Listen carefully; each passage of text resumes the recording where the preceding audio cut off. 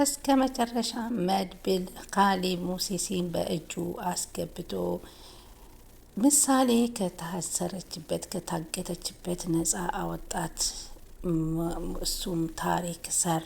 መድብል ታሪክ ሰራ። መድብል እንግዲህ ለቅድስት እሷን በዛሬው ዕለት አብራን ራት ትበላለች በማለት ሲነግራት፣ አንተ እውነትህን ነው ልደሰት ወይንስ ልዘን? ምንድን ነው ግራ ገባኝ እያለች ስትለው፣ ተደሰቺ ዛሬ ማታ እራት ከኛ ጋር ምሳሌ ትበላለች ብሎ ተናገረ።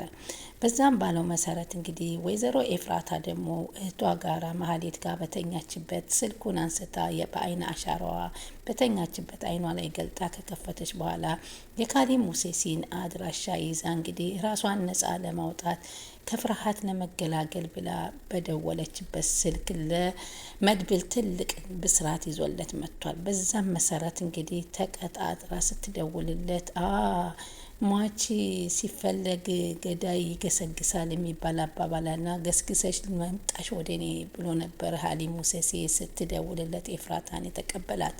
በዛም መሰረት የደወለችበት ስልክ ያለችበት ሎኬሽን ተልኮ አጋጆቹ ሲላኩላት መድብል በባጃጅ ሆኖ ከኋላ ጠብቆ በመከተል ካሌብ ሙሴሲ የተባለውን እንግዲህ በእጁ አስገብቶ እንዲሁም ደግሞ ምሳሌ ከወደቀችበት አሟት መድኃኒቷን ስላልወሰደች የድረሱልኝ ጥሪ እያሰማች ያገታት ሰው በአጋጣሚ እዛ ቦታ ባለመኖሩ እየተንሰራራች እያለች ነበር እንግዲህ የት ነው ያደረካ ብሎ ማንቆርቱን ሲይዘው ካሌብ ሙሴሲ እንግዲህ እየመራ ምሳሌ እንዳለችበትን ቦታ ተነግሮት እንዲያቀብለው በተደረገ መሰረት ደረሰላት። ለምሳሌ ማለት ነው። በጣም ተደስቷል አሁን።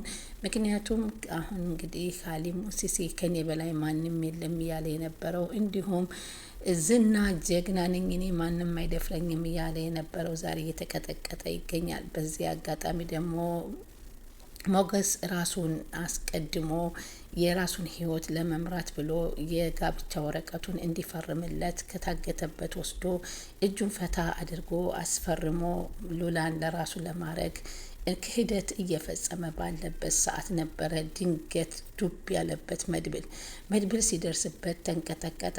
ዝና ደግሞ መድብልና ሞገስ እንዲጣሉ ስለሚፈልግ ሞገስን ሁሉን ታሪኩን ነገረው።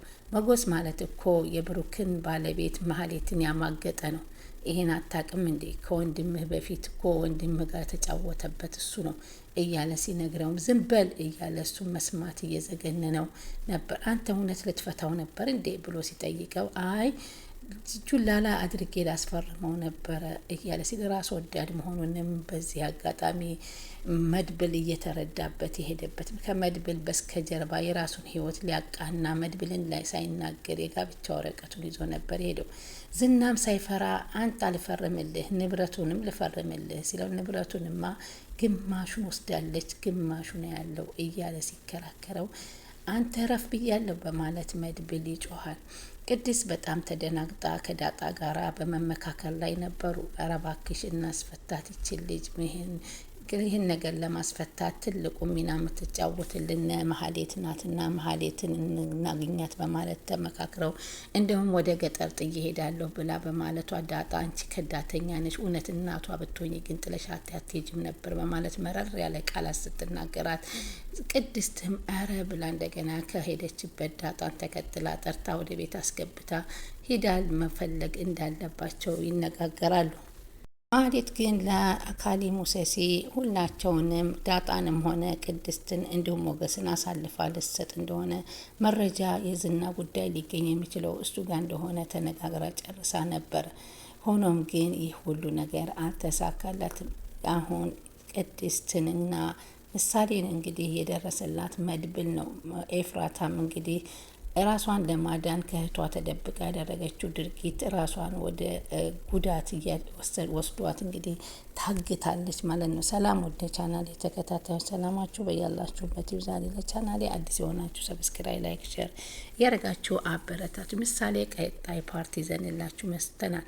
እንግዲህ ባለፈው ሳምንት እንዳየነው ሞገስ እሱን ራሱን ከመድብል ደብቆ የፍች ወረቀት አዘጋጅቶ ሉላን እንዲያስተውለት የወሰደውን ወረቀት ፈርም አትፈርም እያለ ሲታገል እሱ ባገጬ አልፈርምልህ ወይንስ በጀርባዬ ፍታኝና አንድ እጄን ልፈርምልህ ስለው አንድ እጁን ስፈታው በአንድ እጁ እኔ እንደው ቅዋ የለኝም ጥለኝና ይፈራግጠኛል በማለት ፈራ ተባ እያለ ባለበት ልፍታው አልፍታው እያለ ፍታኝ እንጂ እያለው ሚስት ማድረግ አትችልም ሉላን ላንተ እያለው ሳለ ነበረ ድንገት ዱብ ያለበት መድብል የሚያየው ማመን አቃተው። ራስ ወዳድ እንደሆነ ተገነዘበ። ከዛም በኋላ ዝና ደግሞ ጭራሽ ወንድሙ ሚስት ሲያማግጥ መሀሌት እንደነበር ከፈለክ መሀሌትን ጠይቃት እያንዳንዱ ትነግርሃለች የሚለውን ሲሰማ መድብል ማመን አቃተው። በዚህም ብስጭት ሁለታቸውንም ዝም በሉ ብሎ ጮክ ያለ ቃላት በመናገር እንግዲህ ሄደ።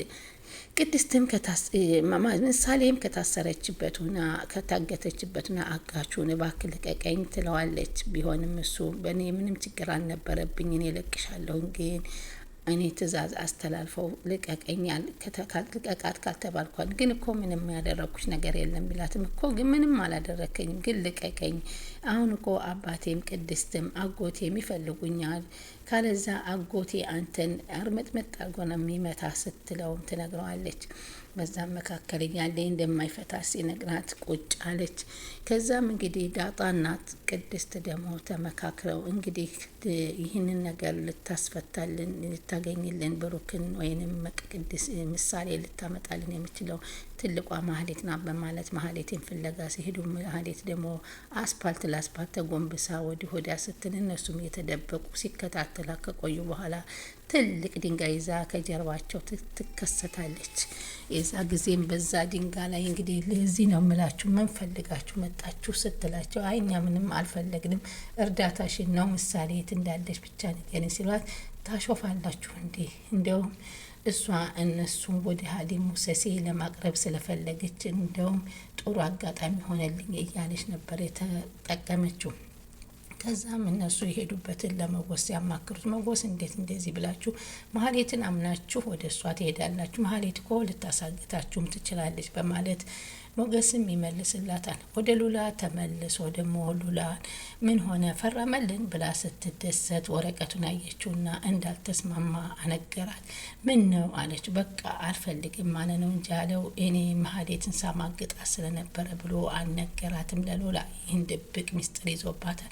ሉላም በቃ ከዚህ በኋላ ሚስት ነኝ እንግዲህ ሀብት ንብረቱም ያለው ይበቃናል ስትለው ልጅ ትወልጅልኛለሽ የሚል ነበር የመጀመሪያ ጥያቄው። ችግር የለም እወልድልሃለሁ ስትለው በጣም ተደሰተ።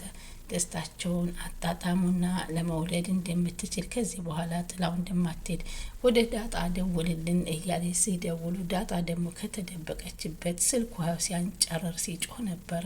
ማህሌት ነቅታ የያዘቻት። በዚህም መሰረት እንደዛ እያደረጉ ከዛ በኋላ እንግዲህ ኤፍራታ በተኛችበት ቅድ ማህሌትን አይኗን ገልጣ በአይን አሻራዋ ስልኳን ካስከፈተ በኋላ የኻሊብ ሙሴሲን ስልክ በማግኘት ወጣ ብላ ትደውልለታለች።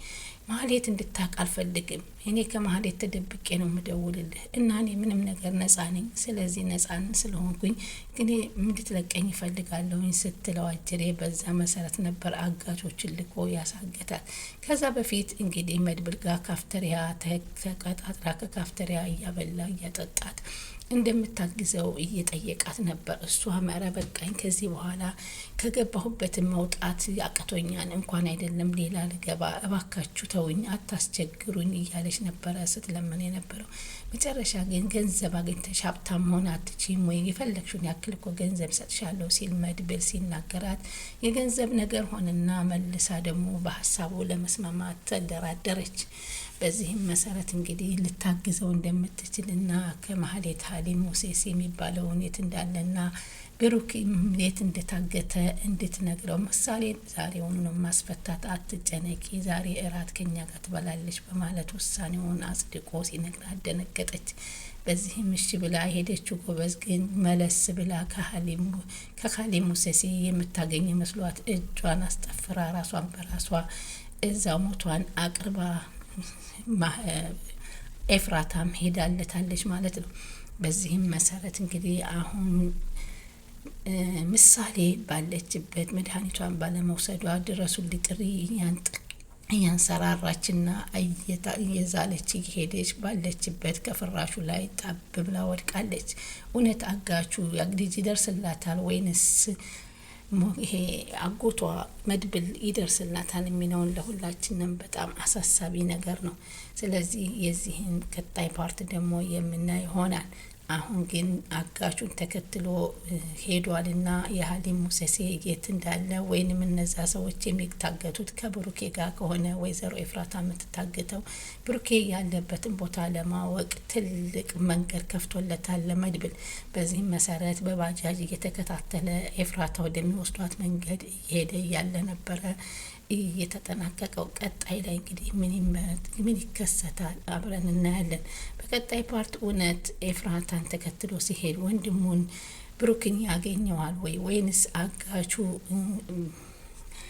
ምሳሌን ለቆለት ምሳሌን ይዞ ወደ ቤት የሚሄድበትን እድል አግኝቶ እውነት ለቅድስት እራት አብረው ይበሉ ይሆኑ የሚለውን አብረን የምንመለከት ይሆናል።